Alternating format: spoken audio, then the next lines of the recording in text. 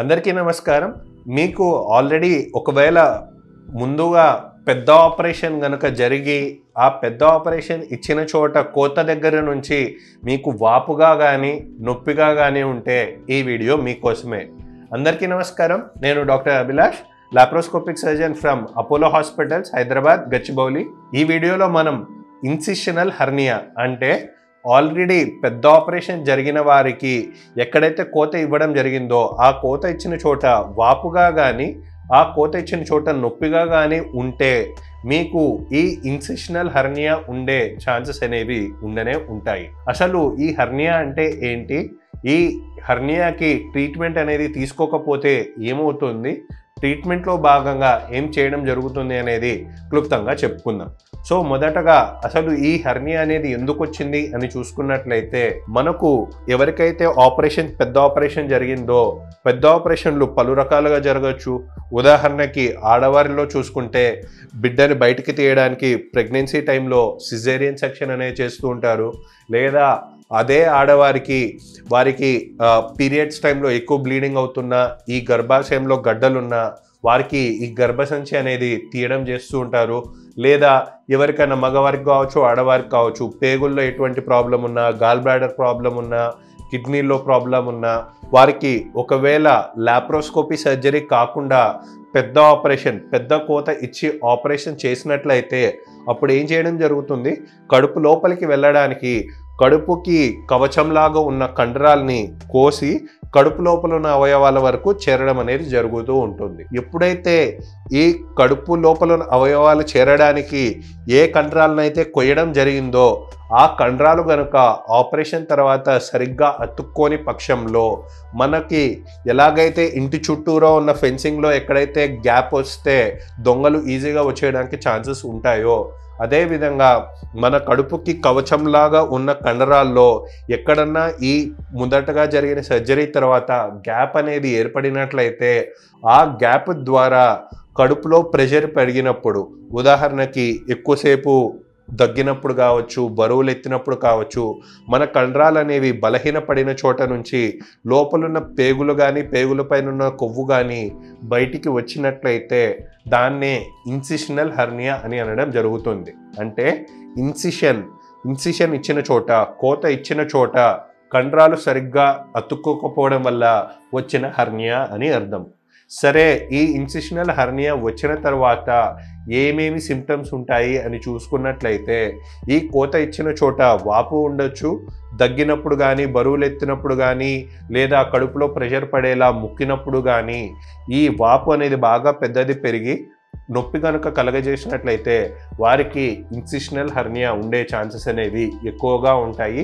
ఒకవేళ ఈ incisional hernia ఉన్నవారికి సరైన సమయానికి ట్రీట్మెంట్ తీసుకోకపోతే ఏమవుతుంది అని చూసుకున్నట్లయితే, మనకి ఎలాగైతే ఒక టైర్ ఉంది, టైర్కి పంక్చర్ అయితే ఆ పంక్చర్ ద్వారా ఎట్లాగైతే లోపల ఉన్న గాలంతా వెళ్ళిపోయి టైర్ అంతా ఫ్లాట్ అయిపోతుందో, అదేవిధంగా మనకి కనుక కండరాల్లో పంక్చర్ అయింది, ఆ పంక్చర్ ద్వారా మనకి లోపలున్న పేగులన్నీ బయటికి వెళ్ళిపోతే ఏదో ఒక రోజు లోపల ఉండాల్సిన పేగులు కాస్త అన్నీ బయటికే జారిపోవడం వల్ల ఆ పేగులు ఎప్పుడైనా అడ్డగించవచ్చు. ఒకవేళ ఆ పేగులు అడ్డగించినట్లయితే ఏమవుతుంది అని చూసుకుంటే, ఉదాహరణకు ఒక పైప్ తీసుకొని ఒక పైపుని మధ్యలో బ్లాక్ చేసినట్లయితే ఏమవుతుంది, ఆ నీటి సరఫరా అనేది జరగక నీళ్లు పైనుంచి ఒలికిపోవడం అనేది జరుగుతూ ఉంటుంది. అదేవిధంగా మన పేగుల్ని కనుక ఒక పైపు లాగా ఊహించుకున్నట్లయితే మనం ఆహారం తీసుకున్నదంతా మధ్యలో ఈ హెర్నియా ఉన్న చోట పేగుల దగ్గర అడ్డగించడం వల్ల వారికి కడుపు ఫుల్ ఉబ్బినట్టు అనిపించడము, మోషన్ కానీ గ్యాస్ కానీ సరిగ్గా పాస్ చేయలేకపోవడము, వామిటింగ్స్ అనేవి రావడం అనేది కూడా గమనిస్తూ ఉంటాము. సో ఈ ప్రాబ్లమ్స్ అన్నీ జరగకముందే మనకి ఆల్రెడీ ఎక్కడైతే మన కండరాలు డ్యామేజ్ అయ్యాయో వాటిని సరైన సమయంలో బలపరుచుకోలేని పక్షంలో మనకి ఈ కాంప్లికేషన్స్ అన్ని తీసే ఛాన్సెస్ ఉంటాయి. సో వీటికి ట్రీట్మెంట్ ఏంటి అని చూసుకున్నట్లయితే, మీరు బాగా వీడియోని ముందు నుంచి చూసినట్లయితే ఈ కాంప్లికేషన్స్ అన్ని కూడా దేనివల్ల రావడం జరిగింది, లాప్రోస్కోపీ సర్జరీ ద్వారా కాకుండా ఓపెన్ సర్జరీ ద్వారా ట్రీట్మెంట్ తీసుకోవడం వల్ల జరిగింది. సో మనకి ఇప్పుడున్న కాలంలో ప్రెగ్నెన్సీ టైంలో సిజేరియన్ సెక్షన్ అనే ఒక ఓపెన్ సర్జరీ తప్పించి మిగతా పెద్ద పెద్ద క్యాన్సర్ సర్జరీస్ కూడా మనం ఇప్పుడు లాప్రోస్కోపీ ద్వారా చిన్న చిన్న హోల్స్ ద్వారానే సర్జరీలు చేసే ఫెసిలిటీ అనేది ఉండనే ఉంటుంది. ఉదాహరణకి గర్భసంచిలో ప్రాబ్లం ఉంది, లేకుంటే అండాశయాల్లో ప్రాబ్లం ఉన్నాయి, పేగుల్లో ప్రాబ్లం ఉన్నాయి.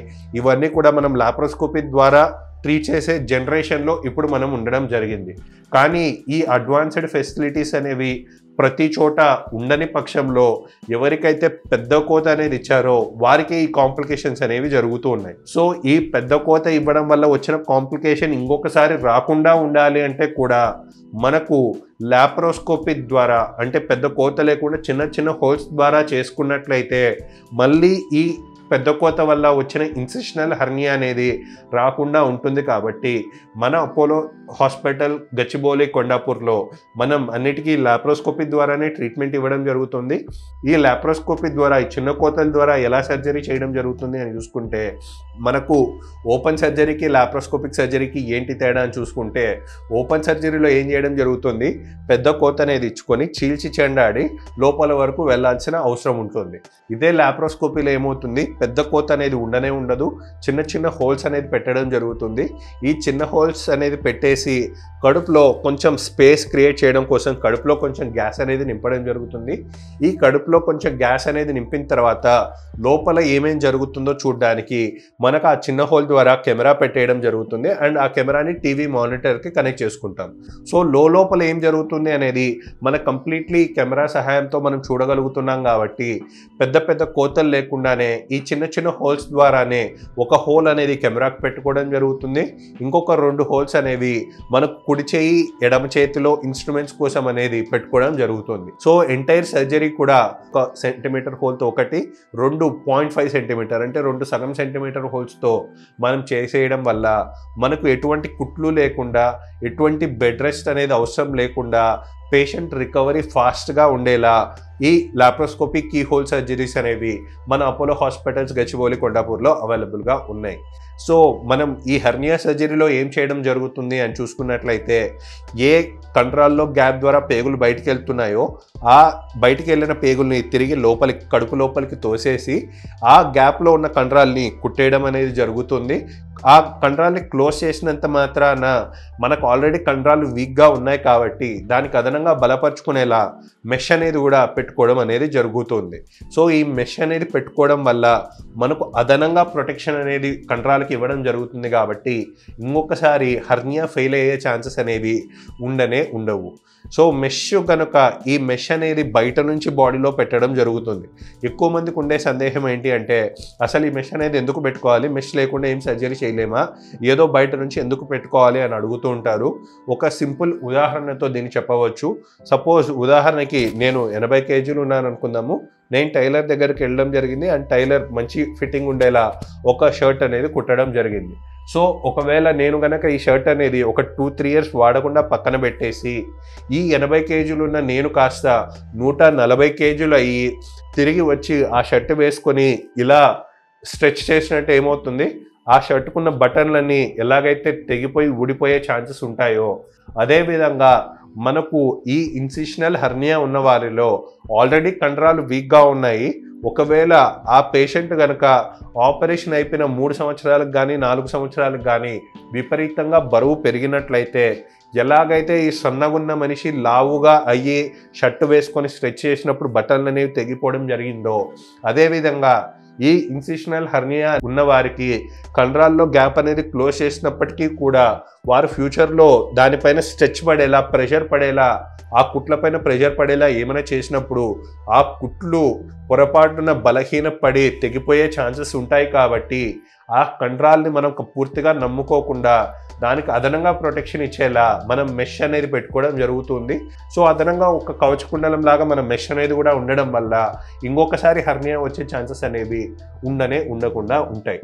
సో ఈ ఫెసిలిటీస్ అన్నీ కూడా మనకు డే కేర్ సర్జరీస్ అంటాము. అంటే పేషెంట్ 24 గంటల్లో ఈ సర్జరీ చేసేసుకొని ఇంటికి కూడా వెళ్ళే ఫెసిలిటీస్ అనేవి అన్నీ కూడా మన అపోలో హాస్పిటల్స్ గచ్చిబౌలి, కొండాపూర్లో అవైలబుల్గా ఉన్నాయి. సో మీకు నా అపాయింట్మెంట్స్, డాక్టర్ అభిలాష్ అపాయింట్మెంట్స్ కావాలి అనుకుంటే కింద ఇచ్చిన హెల్ప్ లైన్ నెంబర్లో మీరు కాంటాక్ట్ అవ్వచ్చు. Thank you.